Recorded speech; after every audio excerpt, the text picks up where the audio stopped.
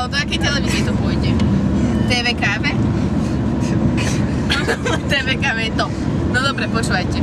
Ja si najprv musím premyslieť. Dobre. Príde žena do predajne a teraz akože niečo si vyberá, bla bla bla, nie baterky, nebojte sa.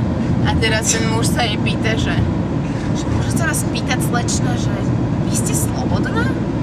A ona, že bude sa tak začervená, že nie, že prečo? A on, že lebo ste hrozne škaredá.